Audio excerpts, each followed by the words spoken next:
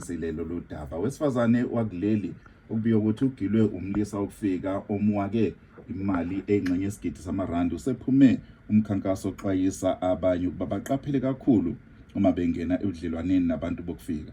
Ujabu Nxumalo okubiwa ukuthi wawa kwayimali elinganiselwa ku-510,000 namarandi usencome Olorado Mngale njengoba emchaza njengowesifazane obeqaphela kakhulu ngendlela enza ngayo ngaphambi kokuthathwa owesilisa owagcina ethatha impilo yakhe.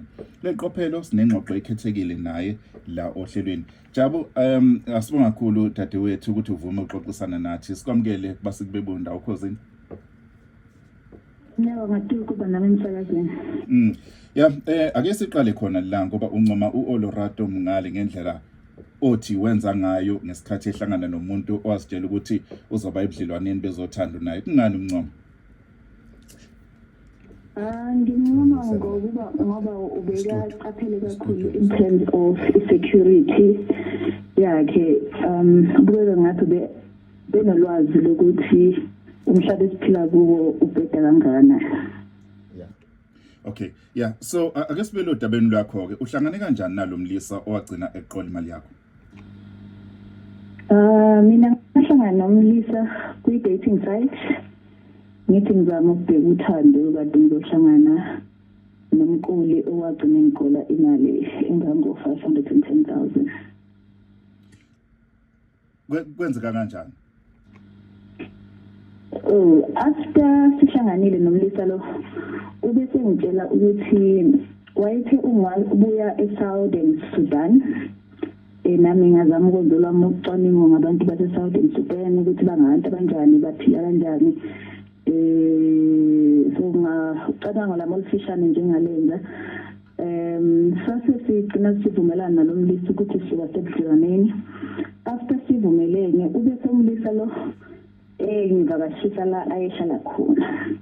Kulendlu ehlala kuyo bekunendlu igumbi lithizeni abalibiza nge-prayer room. Kule prayer room uyangena nje kuyo kuyaye kube namakhandlela phansi, kube neBhayibheli, kube iBhayibheli nesponge. So mangena ngihlala kuleli gumbi bayangibuza-ke uthi uzongi-introduce kubantu bakubo ngoba yena akavumelekile ukuba sebudlaleleni benga-approvanga abantu bakubo. Leli gumbi-ke wabe sebingelela-ke ethi asihlabelele, masihlabelela hawu kuvela iphimbo lizwakala ngathi liphuma kwirondo omncane okhande ngesandla liyabingelela. Hawu uyayithusa yona le-experience. Iphimbo lisho ukuthi awusawubona ndodakazi, sikubonile ukuthi umuntu o-right for indodana yethu, so bayayibusisa ubudlelwane. Hayi lo wesilisa enganginaye abe umuntu ojabulayo kakhulu ukuthi abantu bakubo ba-approvile i-relationship. Fast forward kuleyo lokhu ungena kuleli gumbi kuba le voice bakutshengisa i-box elikhulu nje lingathi liyi-gift. Bafike phambi kwami lalingenalutho, ngalibona li-empty. Kwathi umfana akalivule bese yalivala. Naselivala kwathi akalivule futhi seligcwele imali eningi phakathi. Kuthekele imali yenu nayiphiwa abantu bakubo bangasekho ukuze nizoba ne-life enhle. Kwakuthiwe ngithiwe imali engango I can't remember the exact amount, 12 million. Kwathiwa ukuze sikwazi ukuyi-accessa le mali sobabili nomlisa lo kumele sithathe ama-loan ukuze bezothatha le mali esizoyithola ebhenki beyihlanganise nale abasinika yona. Sikwenzela njalo lokhu bathi sikwenzela ukuthi uma sesideposita imali bona bazosebenzisa ama-super powers abo ukuthi kube ngathi le mali eniyitholayo mase nideposita kube ngathi imali eqhamuke from ama-loan. Kanjalo kumlisa lo kwathiwa akathola ama-loan akhe naye kwathiwa akawathole kwifamily. Impela wathi imali seyitholile wangibonisa futhi ama notification yokuthi imali ingenile from ifamily yakhe kwathiwa ngihambe ngemabhenki ke mina ngiyifuna khona ama-loan ngihamba engiphelezela njalo ngithola ama-loan bese after isikhathi futhi sekuthiwa-ke ungafonelwa nje futhi umlisa lo wathi ubaba lo wase-prayer room kuthiwa ngize mangifika endlini yakhe ngifica kunemali eyisamba esikhunjeni nami ngangiqala ukubona imali engaka-ke after bengase ngiyibone eboxini lo mlisa uthi eyakhe imali uyi-withdrawile ebhenki ngokwakhe kwaku-750,000 mina-ke ngangithola ama-loan angango-515,000 but mase ngiyi-withdrawa ngakhipha u-510 mase ngiyikhiphile yami ngakusasa ngempela sika sobabili kuleli gumbi khona lesamba sakhe nasi nesane samba kuthiwa sisikhiphe sisibophe sifake indwangeni ezimhlophe siyibophe. I think the reason why bafuna ukuyikhiphe mhlawumbe sengiyacabanga manje bafuna kwenza sure ukuthi ayikho ibag ongene nayo ungoba bezotraceela so sobabili-ke nomfana lo ngiyabona ukuthi impela naye yakhe imali yiyo and iphuma ebhenki irephe njengasebhenki mase emva kwalokho sesiyibekile laphansi kuthiwe ama-ancestors akhona sezophuma-ke bezothatha le mali besibuze sobabili ukuthi si-comfortable yini ukubabona.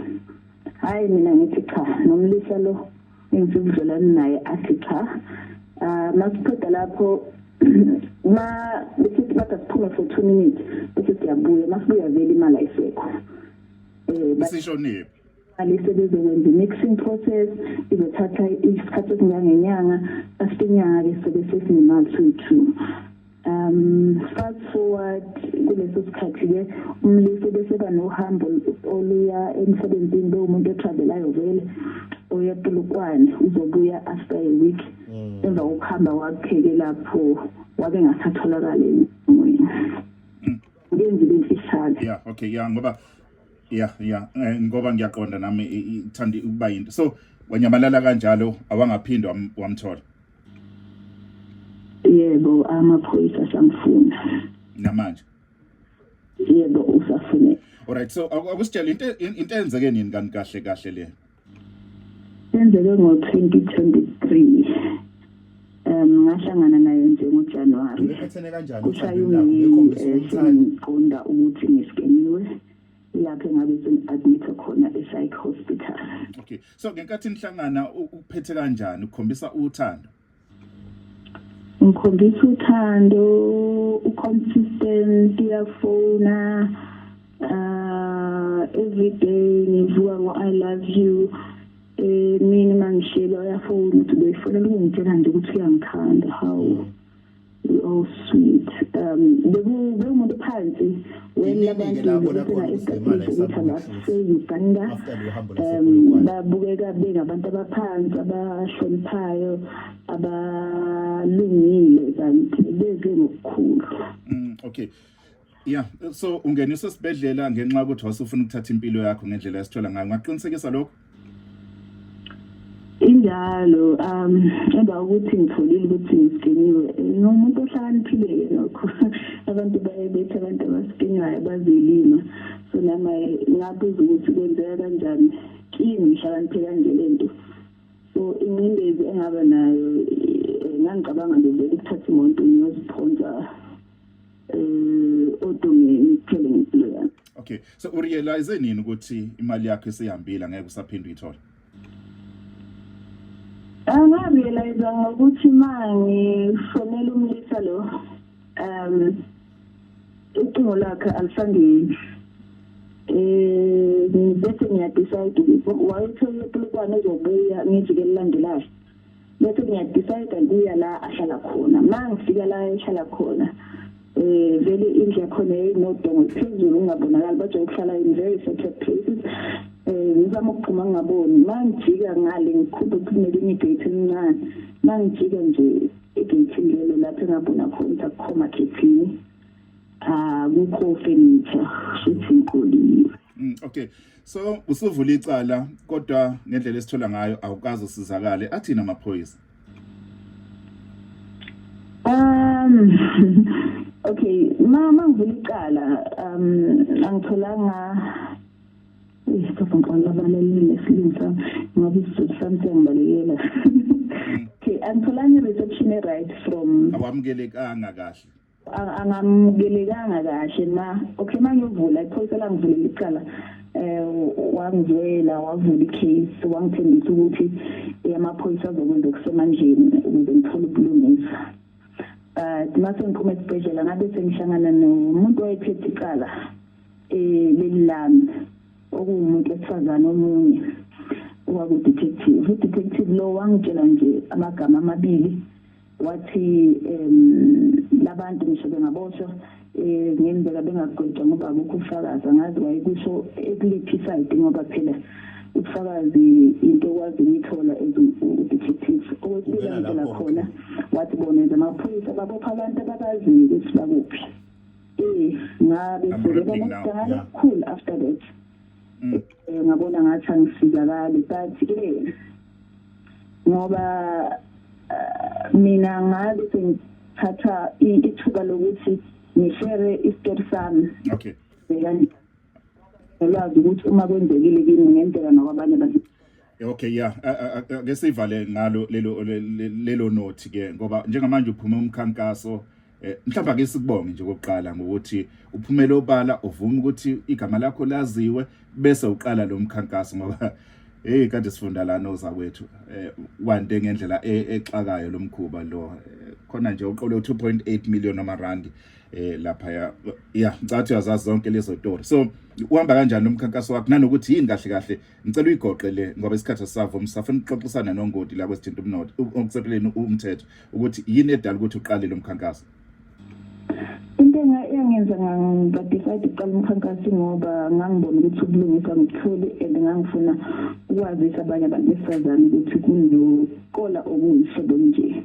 So after sengiwenzile lokho bengwenza ama-awareness in different podcast ngabe sengihlangana nabanye abantu besifazane abadlule kulo buhlungu. Sibese sihlangana safoma i-organization ebizwa ngo-Recover and Rebuild Victim Empowerment esizile ukuthi sikwazi ukubhalela nabaphakathi bamaphoyisa sibazisa ngobushika edlula kubona okwamanje ama-case aseyanakwa and umuntu uvule icala sebeyakwazi ukumnaka baya-understanda ukuthi ubugebengu lobu. Okay, Jabu ngiyafisa ukuthi bengithe ngiyagoqa mningi kakhulu imibuzo la enginayo kodwa isikhathi asivumi. Kunamazwe ngizothini asehlonziwe ukuthi labantu laba baphuma kona kakhulukazi siyazi amanye adume ngeidakamizwa ukuthi hayi yabona la basuke beyilethela idakamizwa nje. So kunamazwe esithema sifuda nozakwethu sathola ukuthi baphuma kona labantu kaningi kakhulu. So awusitshele nje ngala owaziyo ukuze ngoba siza nengxoxe kanje ukuze abantu baqwashe njengoba sesikhulumile na kungabi bikho omunye futhi wesifazane sothola ukuthi uthole ewakeka naye ngalendlela. Abazi balobubi abase-Uganda kodwa-ke nabeshangana nomuntu bazokutshela bangabase Kenya bangabase Burundi lo wathi ngwase-Southern Sudan basho any other African country except Uganda. Kodwa bona abase-Uganda abenzi balokhu. Okay. No, dadewethu sikufisela ukuthi ngathi okay ungaqhubeka uqine ngiyabona uqinile sethembe ukuthi lengxoxo esinayo nawe bazosizakala odadewethu abaningi abangangeni kulama scams. Siyabonga kakhulu. Right? Angazi nokuthi ngithini laleli. Kodwa ukukhuluma ngento esiyaziyo vele. Mangathi awuyazi into ekhuluma ngayo into eyenzekayo. Koba yisho ukuthi kube khona omunye umuntu wesifazane la eNingizimu Afrika oyithola engena kulesi scam.